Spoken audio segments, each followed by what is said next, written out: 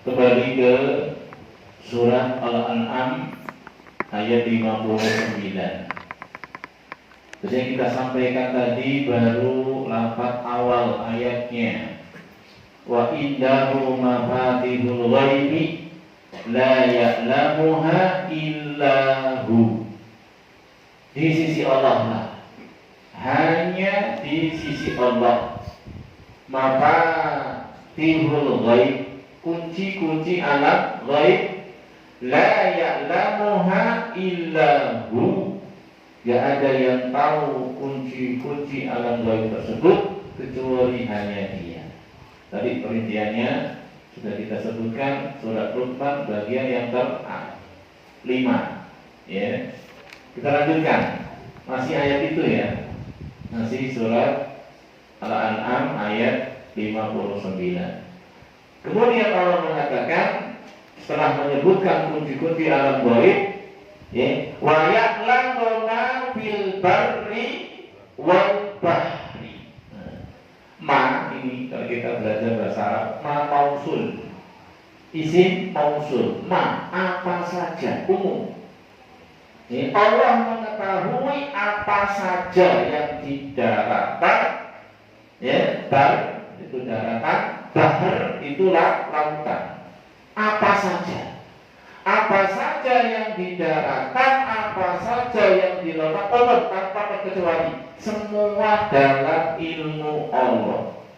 Allah sebutkan contoh, yang dengan contoh ini sudah menunjukkan detail rinci. Allah mengetahui apa yang di daratan. Apa kata Allah? Wa ma tasqutu min waraqatin illa ya'lamuha. Tidaklah jatuh daun sehelai apa? Sebuah apa sehelai? Daun loh. Daun itu kan bagian terkecil dari pohon. Allah ungkapkan tidak ada satu daun pun yang jatuh kecuali Allah ngerti daun tersebut. Nah kalau daunnya ngerti berarti pohonnya ngerti enggak? Oh ya jelas ngerti loh, daunnya aja ngerti. Daun itu mungkin hijau, mungkin kuning, mungkin kering, ya kan? Itu daun kan di pohon ya, pohonnya mungkin di lembah, mungkin di gunung, mungkin di kota, mungkin di desa. Ini kan renungannya saya begitu. Subhanallah, daunnya Allah ngerti.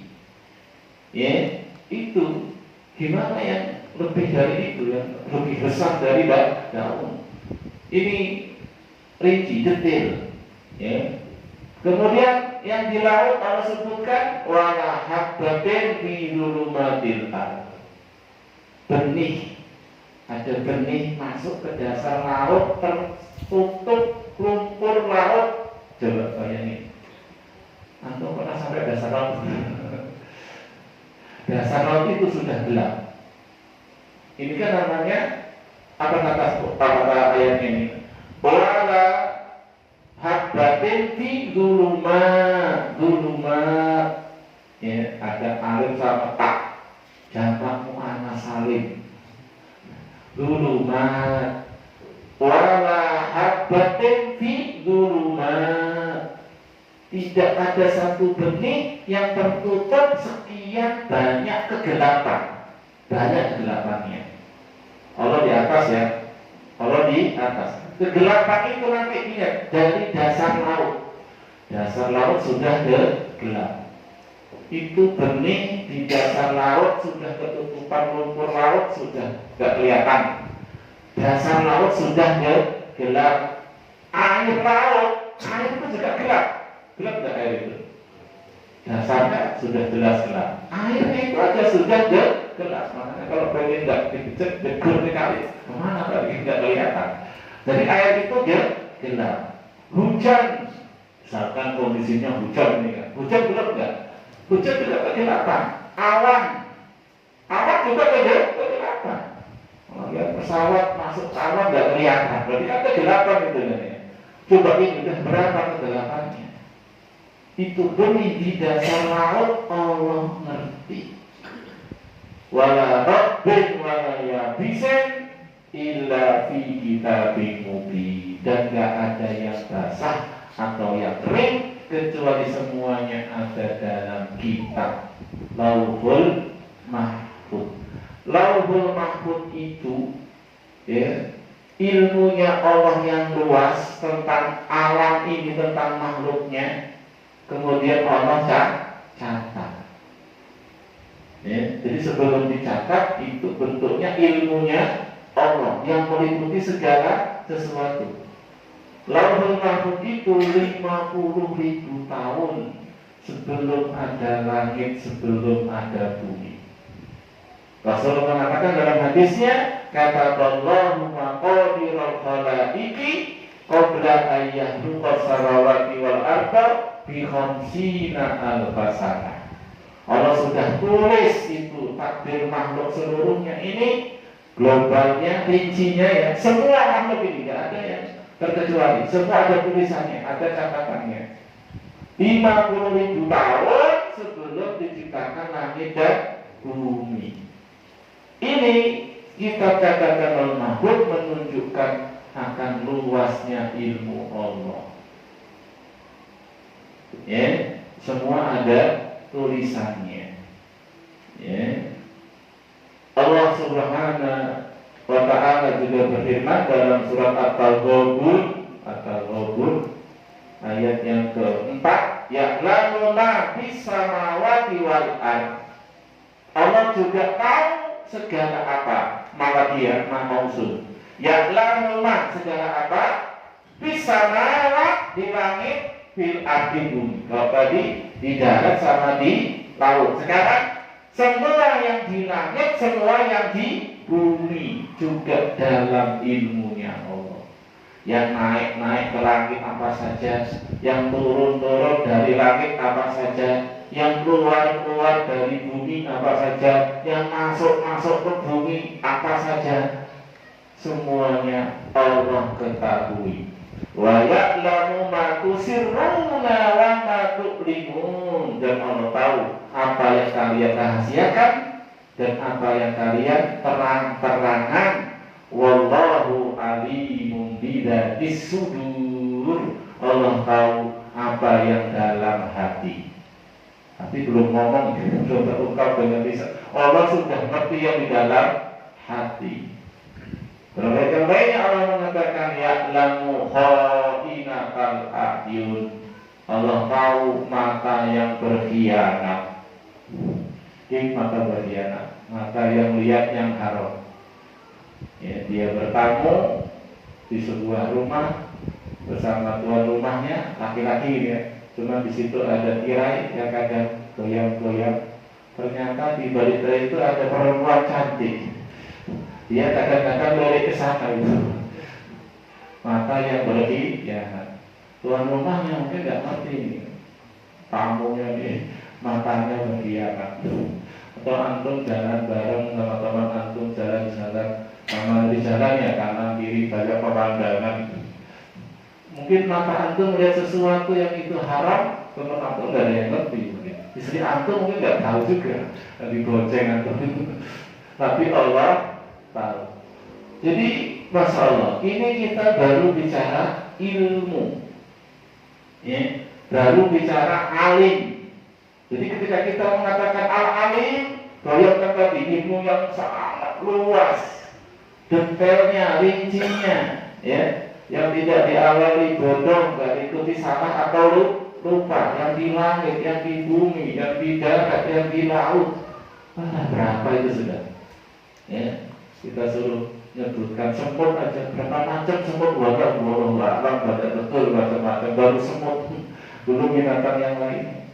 Ini namanya husna, ya, husna. Demikian nama yang lainnya, ya, dari nama-nama Allah. Itu kalau kita tadabburi, nanti kita akan mengetahui bagaimana kesempurnaan Allah dalam masing-masing namanya. Itu sudah menunjukkan kesempurnaan dalam puncaknya kesempurnaan. Gak ada cacat, gak ada kurang. Para ulama kita telah menulis kitab khusus Fiqhul Asma'il Husna, fikih tentang nama-nama Allah. dibahas satu-satu nama Allah itu.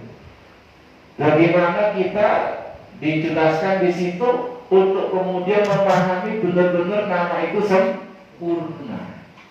Ada kitab khusus bahas Asmaul Husna dari Allah, Ar-Rabbu, Al-Khaliq, Al-Malik, Al-Qadir, sudah semua.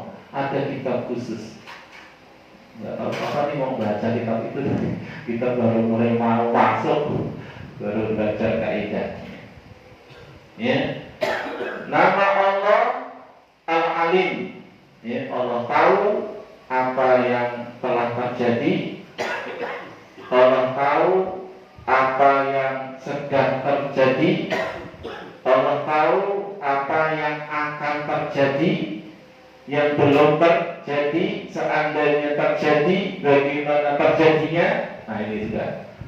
Ya'lamu makana wa ma yakunu wa ma lam yakun law kana kaifa yakunu. Itu bahasa Arabnya. Ya'lamu makana. Allah tahu apa saja telah terjadi. Firman di kana. Wa ma yakunu firman apa yang sedang terjadi. Wa ma lam yakun apa yang belum terjadi. Laukana seandainya terjadi, kaifa yakunu bagaimana terjadinya, semua dalam ilmu Allah. Itu Al-Alim. Ya. Demikian nanti nama yang lainnya. Ini termasuk PR ini kalau antum ingin mendalam dalam masalah ini, sudah ada kitabnya, tinggal baca, tinggal memahami dengan baik penjelasan dari masing-masing nama Allah. Kita kasih contoh lagi yang kemarin jadi pembahasan kita. Apa kemarin pembahasan kita? Nah, jangan lupa kita ini dulu ya, baru kemarin kita bahas Basmalah Ar-Rahman Ar-Rahim. Ya. Nama Allah Ar-Rahman Ar-Rahim. Ini ya kita imani termasuk Asmaul Husna. Ada dalilnya, jelas dalilnya. Allah punya nama Ar-Rahman, punya nama Ar-Rahim. Lihat bagaimana penjelasan sempurnanya rahmatnya Allah, kasih sayang Allah Subhanahu wa Ta'ala. Kemarin sudah kita bahas Ar-Rahman. Ya, Ar-Rahman du rahmatil wasi'ah. Zat yang rahmatnya luas, meliputi segala sesuatu. Bahkan sampai hamba yang kafir. Kafir gak pernah sujud, musyrik, ahli bid'ah, ahli maksiat, masih Allah beri rahmatnya. Itu masih makan juga, masih minum juga. Ya punya istri cantik juga, anaknya ya lumayan, hartanya ya masya Allah, masih Allah beri. Rahmat yang begitu luas. Rahmat yang begitu luas, meliputi segala sesuatu. Ya, Rasul dalam sebuah hadis yang sahih, Imam Bukhari Muslim menyatakan, "Lallahi arhamu bi ibadihi min hadihi bi waladiha." Sungguh Allah itu lebih pengasih, lebih penyayang kepada hamba-hambanya daripada seorang ibu kepada bayinya. Kita ini ya, untuk level manusia makhluk ini, kasih sayang yang paling pol itu kasih sayang ibu. Ya kan? Kasih bunda kepada beta, kasih ibu kepada beta sebagai sang surya, menghina di dunia. Allah lebih pengasih lagi daripada seorang ibu kepada bayinya. Ini kalau kita ngerti asbabul wurud hadis ini, sebab munculnya hadis ini, itu kisahnya seorang ibu kehilangan anaknya yang masih kecil, masih balita, terpisah karena ada peperangan, kekacauan, terpisah dengan bayinya. Maka si ibu ini mencari balitanya tersebut. Bisa kita bayangin ya, bagaimana ibu ini sangat malah sangat kasihan, sangat sayang kepada anaknya tadi. Ya, terpisah lagi kondisinya ya, terpisah lama, dicari-cari nggak ketemu. Ya, dicari-cari nggak ketemu. Kemudian di hadapan Rasul dan sahabat-sahabatnya, ibu ini ditakdirkan ketemu dengan balitanya tersebut, disaksikan oleh Rasul sahabat-sahabat. Kemudian segera ibu tadi ngambil anaknya, segera digendong, ya, segera dipeluknya. Bisa kita bayangkan betapa senang gembira ibu tadi. Nah, ini kejadian di depan Rasul. Rasul segera ambil, ya, untuk memberikan satu faedah ilmu. Kata Rasul, wahai sahabat-sahabatku, kalian tak tanya, apakah ibu ini rela anaknya dicampakkan ke dalam api? Rela enggak? Ya, semua sepakat enggak mungkin rela. Jangankan itu anak kecil ya, sekarang dia ibu ini punya anak dan besar, bandel, nih ya, sering bikin sakit hati ibunya, sampai nangis saking sakit hati ibunya, kayak ada ibunya lalu dibakar, masukkan api. Kita gak usah bicara bayi, punya anak nakal, durhaka, ya, sering menyakiti hati ibu tersebut. Sekarang kita tanya, rela gak ibunya anaknya tadi yang durhaka masukkan ke dalam api? Tetap gak rela juga. Biar bagaimanapun anak saya ini gitu dia. Antum pukul marah ibunya itu, walaupun itu anak durhaka. Gimana lagi ini masih bayi? Dan udah lama gak ketemu. Ya, Rasul katakan, bagaimana wahai sahabatku, apakah ibu ini ridho anaknya dicampakkan ke dalam api? Gak akan mungkin ridho. Kemudian Rasul katakan tadi, Lallahu arhamu bi ibadihi min hadihi biwaladiha. Sungguh Allah itu lebih pengasih, lebih penyayang kepada hamba-hambanya daripada ibu tadi kepada bayi. Dan rahmat Allah itu luasnya seluas ilmunya tadi. Nah, lihat ilmunya ya, begitu luas kan ilmunya.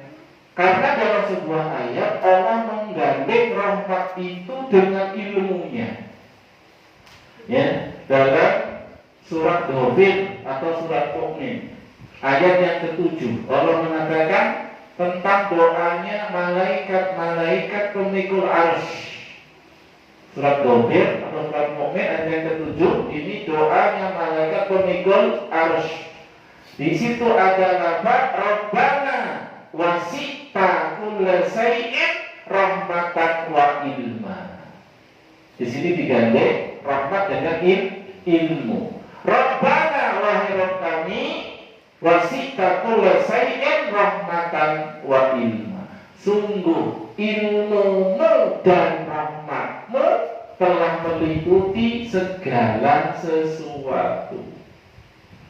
Jadi luasnya rahmat Allah, detail rincinya sebagaimana luas dan detail rincinya ilmunya. Karena di sini digandeng Rabbana wasi'ta kulla syai'in rahmatan wa ilma. Jadi ketika kita menetapkan nama Allah Ar-Rahman Ar-Rahim, itu pun apa? Husna. Dalam puncaknya kesempurnaan, puncaknya kasih sayang, puncaknya rahmat kepada hamba-hambanya. Lebih kok dibanding seorang ibu kepada bayinya.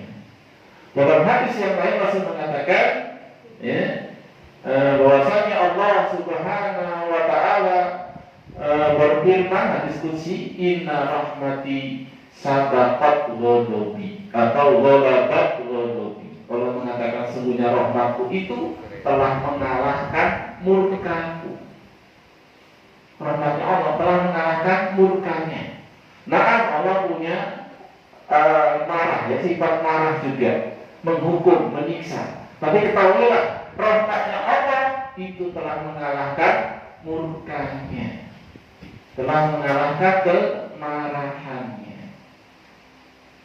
Dalam sebuah ayat tentang bala dan musibah, ya, ma asaba min musibatin fil ardh wala fi anfusikum, ya, tidak ada satupun musibah di bumi atau menimpa diri kalian illa bima kasabat aydikum. Itu semuanya karena ulah tangan kalian. Apa kata Allah? Bersama dengan sekian makhluk yang dihukum dengan bencana, Allah mengatakan wa ya'fu an katsir, dan Allah itu sudah banyak memaafkan. Berarti apa di sini? Ada yang salah, keliru. Kalau Allah turuti itu salah, diadab, habis kita semua. Allah sudah banyak memaafkan. Itu dengan apa? Rahmatnya telah mengalahkan murkanya. Antum berbuat kebaikan satu, Allah lipat gandakan minimal 10. Bisa sampai 700 kali lipat. Ini rahmat. Antum salah, keliru, banyak dimaafkan. Tidak semuanya dihukum sama Allah. Kalau dihukum habis kita. Ya. Antum salah, keliru, tak dihukum, cuma yang semisalnya. Gak dilipat gandakan. Ya kan? Kejelekan itu apa? Dibalas satu dibalas satu. Tapi kalau kebaikan dibalas minimal 10, bisa berlipat sampai 700. Coba, Masya Allah. Rahmatnya benar mengalahkan murkanya.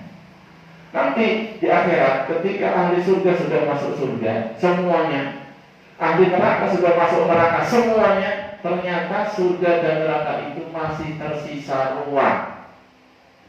Ya, surat Qaf kalau mengatakan yauma naqulu li jahannam hal talaqti wa taqulu hal min mazid. Pada hari kami bertanya kepada neraka jahanam, sudahkah kamu penuh? Maka berkata neraka jahanam, hal min mazid, mana tambahannya? Itu. Karena Allah sudah berjanji surga atau neraka dua-duanya akan Allah penuhi. Yang Allah kisahkan dalam Quran surat Qaf tentang neraka jahanam.